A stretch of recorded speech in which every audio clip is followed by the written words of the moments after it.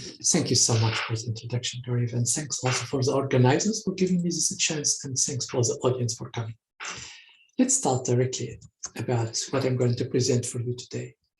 I'm going to discuss with you a specific question, which is, what are the characteristics of a graph G, such that any graph constructed from G by contracting an edge is edge-free for a given graph edge? And in order to tackle these questions, let's define some definitions. Any graph obtained from a graph G by contracting an edge, we call it a G contraction. For example, if we have a K5, if you contract one edge, you have a K4. So K4 is a K5 contraction. Also, we would like to define the edge-free graphs. Edge-free graphs is a graph in which there is every vertex subset does not induce a graph which is isomorphic to edge. So if there is no vertex-induced subgraph which is isomorphic to edge, we call it edge-free. Otherwise, we call it edge-exist. Edge-exist, which means that there is at least one vertex subset which induces a graph which is isomorphic to edge. Further, if the graph G is edge-free, so there is no induced vertex subset which is isomorphic to edge, if such graph G has any G contraction which is also edge-free, we call such graphs strong edge-free. On the other hand, if G is edge-exist, which means that there is at least one vertex set which induce a graph which is isomorphic to edge, we call such graph critical edge-exist if any G contraction is edge-free. Let's have some examples.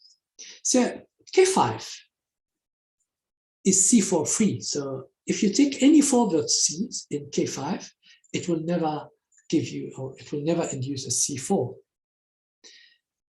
However, if you take any Cs or any 3 vertices in K5, it will always induce a C3. So K5 is C4 free, but C3 exists. C5 is strong C3 free. What does this mean? So C5 itself is C3 free. If you take any 3 vertices in C5, it will not give you a triangle.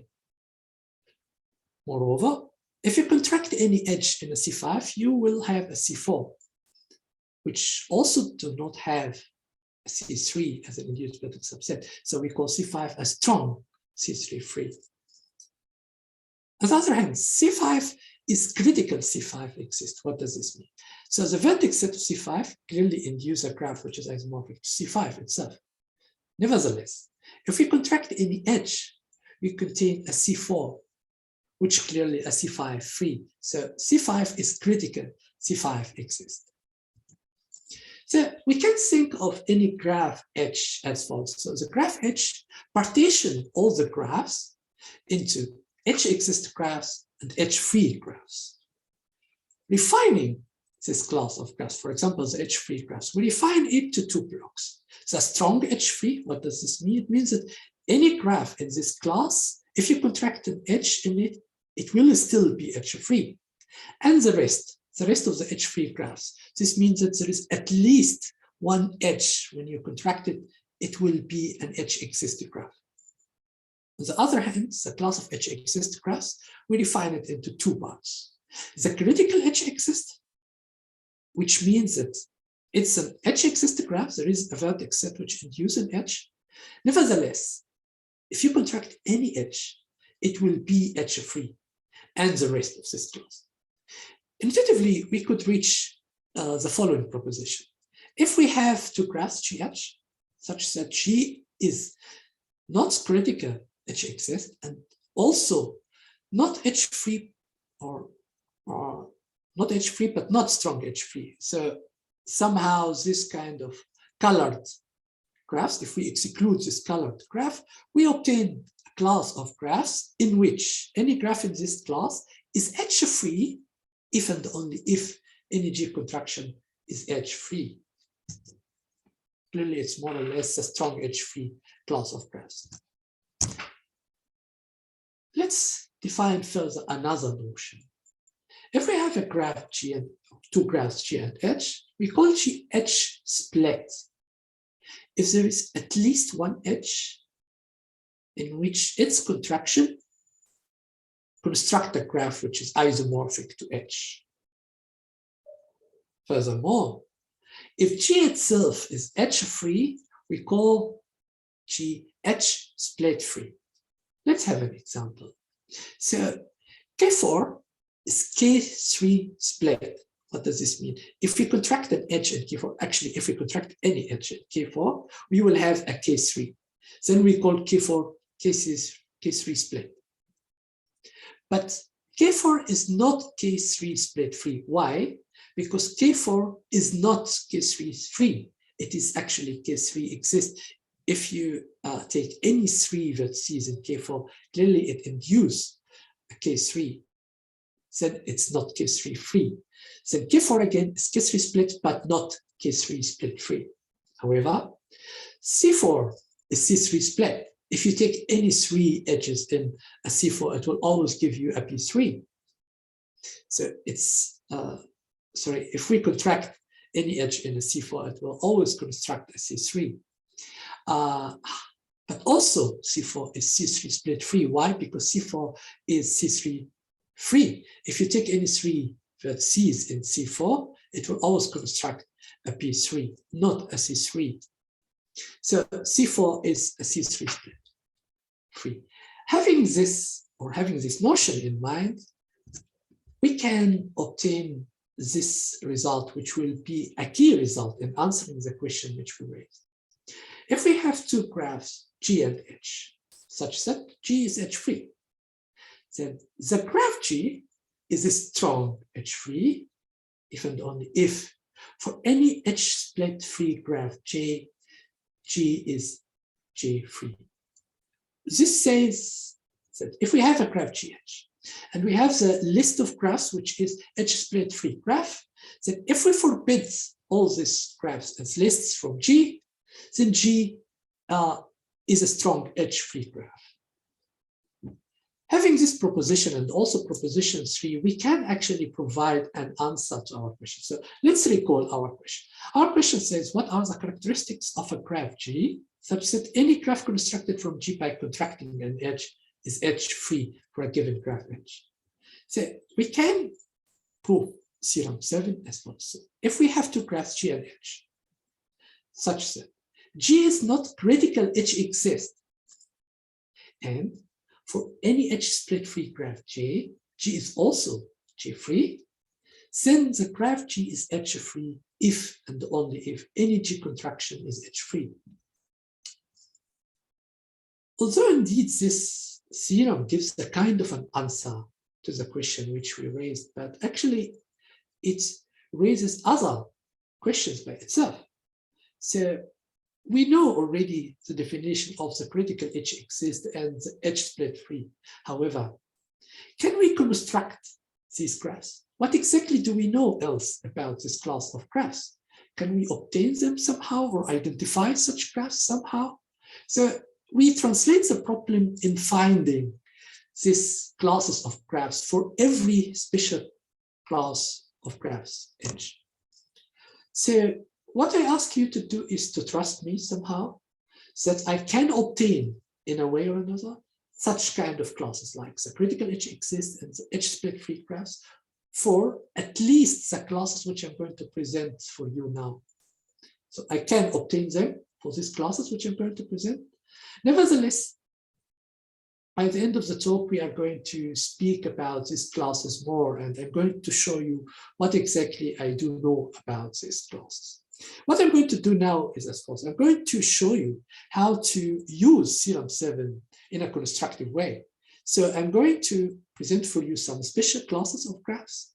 And for every class of graphs, I'm going to show you three things. First, the list or the set of critical H exist graphs. Second, the H split free graphs. Not in order, but more or less those two things. Then I'm going to make use of both those classes, and I'm going to apply our theorem 7 to obtain a characterization for such classes. Let's start. The class free graphs A claw is S3 or K13. So it's roughly 4 vertices with one vertex adjacent to the other 3, and the other 3 are independent sets. And what you see here in figure 2 actually are the graphs which is claw split. So these are all the claw split graphs. And if you observe closely, you will see that every graph of this list is actually claw exist graphs, except one graph, which is H5. So let's have a quick example, H3. If you remove any vertex which of degree 1 or whose degree is 1, we obtain a claw. So we have 4 vertices, actually any 4 vertices with the 1 in the middle induce a claw. So it is claw exist. And every other graph is actually a claw exist except for H5. We call H5 ball, and ball is the only claw split free graph. And what you see in figure 3 are the only critical claw exist graphs. What does this mean? It means that every graph you see in figure 3 actually has induced, so its claw exist has induced vertex, which induce a claw. Nevertheless, if you contract any edge, you obtain a graph which is claw free. Let's have an example, H1. H1 is actually a claw. This is a claw. If you contract any edge, you will obtain a P3, which is clearly not a claw. So these are all the graphs which is critical claw exist graphs. So we can obtain theorems, we can apply theorem 7 as follows. If we have a graph G that is not isomorphic to any graph in figure 3, and also G is ball free, ball is H5 here in this figure, then this graph G is claw free if and only if any G contraction is claw free. Moving on to our second class, which is 2K2 free. What's 2K2? 2K2 is 2 independent edges. Roughly, it means we have 4 vertices and 2 edges. 2 independent edges, clearly. And what you see in figure 4 is the class of critical 2K2 exist graphs, which means again, that any graph which you see here has already 4 vertices with 2 independent edges as an induced graph, which is isomorphic to 2K2. Nevertheless, if you contract any edge, you obtain a graph which is 2K2 free. An example, H1. H1 is C6. If you take the 2 vertices in the top and 2 vertices in the bottom, they are 4 vertices which has 2K2. Nevertheless, if we contract any edge in C6, we obtain C5. And if you would like to take any 4 vertices in C5, it will always induce for you B4, which is not 2K2. So we obtain a graph which is critical 2K2 exist graph. And similarly with the other graphs in this figure. And those only 2 graphs are the 2K2 split graphs. And it's pretty easy to just observe that both of them has 2K2 as an induced subgraph. Thus, there is no graph which is 2K2 split free. So we can obtain again our characterization in theorem 7, and we obtain this characterization for this class of graphs. A graph G, which is not isomorphic to any graph in figure 4, is actually 2K2 free if and only if any G contraction or any G contraction is 2K2 free as well. Moving on to the C4. C4 free graphs. So what you see in figure 6 is the C4 split graphs, which means again that there is an edge in these graphs in which when we contract it, we obtain a C4. And if you observe closely, all these graphs except H1 has already a C4 as an induced subgraph. So H2, H3, H4 are actually C4 exist graphs, but H1 is the only graph which is C4 free. Indeed, this structure or this class of graphs could be generalized for any cycle.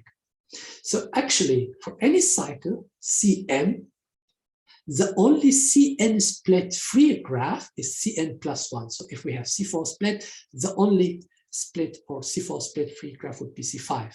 And we are going to see in the next example, the only C5 split free graph is C6, and so on. In figure 7, again, you see the critical C4 exist graphs, which means that there is an induced C4 graph. However, if we contract any edge, we end up with a graph which is C4 free. Have a look at, for example, H2. If we remove this vertex in the middle, we have a C4. So this graph is C4 exist. Nevertheless, if you contract any edge in the cycle itself, in the outer cycle itself, it will be all C3. So the next cycle would be C3. And also if you contract any edge with this one in the middle as an instant vertex, you will also obtain a graph with mixed cycle at C3. So we obtain a graph which is critical C4 exist graph. So we're applying our characterization again. So we can say the following. If we have a graph G that is not isomorphic to any graph in figure 7, and also this graph G is C5 free, then this graph G is C4 free if and only if any G contraction is C4 free as well. Moving on to a more complex example, which is C5. What you see here in figure 8 is the class of critical C5 exist graphs.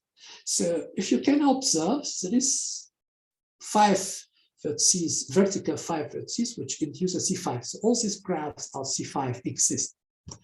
Nevertheless, and surprisingly, if we contract any edge, we construct a graph which is C5 free. And similar to C4, these are the 4 graphs which we can obtain as C5 split, and the only graph which is C5 split free is H1, which is C6. So applying our characterization again, we obtain the following. If G is a graph which is not isomorphic to any graph in figure 8 here, and G is C6 free, then the graph G is C5 free if and only if any G contraction is C5 free. Until now, I was presenting for you a class of forbidden induced subgraphs in which we only forbid one graph. So 2 free, CLO free, C4 free, C5 free. However, things get a little bit more interesting, at least for me, if we forbid a list of graphs. So the coming 2 examples are list of graphs which we are going to forbid. So starting with the split graph. What is a split graph? A split graph is a graph whose vertex set admits a partition which has 2 blocks. One block is a clique and the other is an independent set. And the class of split graphs were characterized as 2K2, C4, and C5 free. So we forbid all these graphs, which we have already characterized using our characterization. So we can obtain directly a characterization for the split graphs as follows. So what you see in figure 10 is only the graphs which is critically split exist graphs. So this means that all these graphs has a kind of C4 or 2K2 or C5. Nevertheless, if we contract any edge, we obtain graph which is free of 2K2 and C4 and C5 as well. So we can apply to, I forgot to tell you that for the split graphs, we don't have a split free graphs. So we can apply our characterization directly as follows. If we have a graph G that's not isomorphic to any graph in figure 10, then this graph is a split if and only if any G contraction is a split. Actually, I was able to characterize some supersets of the splits and some restrictions of the splits and other classes. So the last example. Yeah, we just have 2 minutes left. Okay, I will just the last examples is the forest. The forest is a cyclic graph with no cycles. So we can also characterize it directly as follows. If G is a graph that's not isomorphic to C3, then the graph G is forest if and only if any G contraction is forest. I told you I'm going to speak briefly about the edge split graphs and the other critical edge existing graphs. The good news is I have a complete characterization for this class, so I can construct this class completely. I'm not going to go through this example, but this was just an example to show you how can I construct such kind of graphs. But the bad news or the sad news about the critical edge exists that I don't have a characterization. I have only some observation which enable me to have a kind of a template of a graph, of a proof. So I can obtain or I can prove for all these classes I show you the critical edge exists for it. I think I have run out of time, so I will stop here. And thank you so much. I'd be so happy to hear your questions.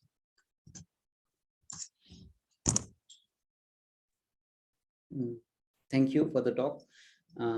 So if you have any questions, please either raise your hand or like write in the chat, or maybe unmute yourself and ask.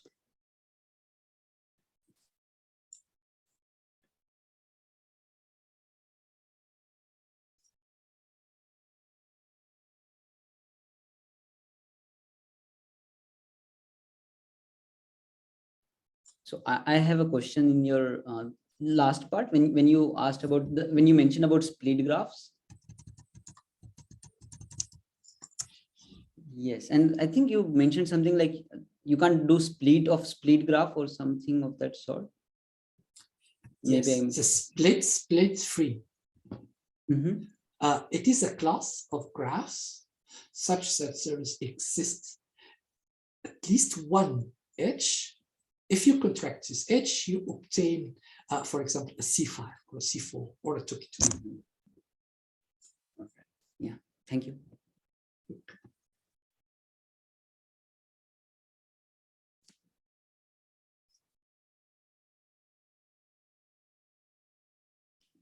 Are there any more questions?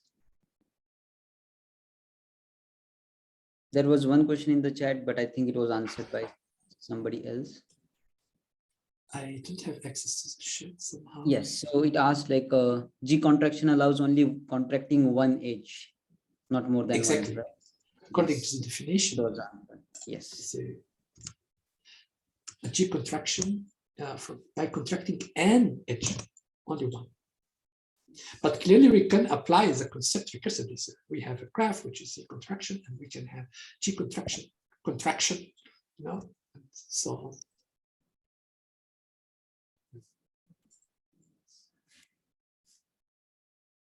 So let's thank the speaker.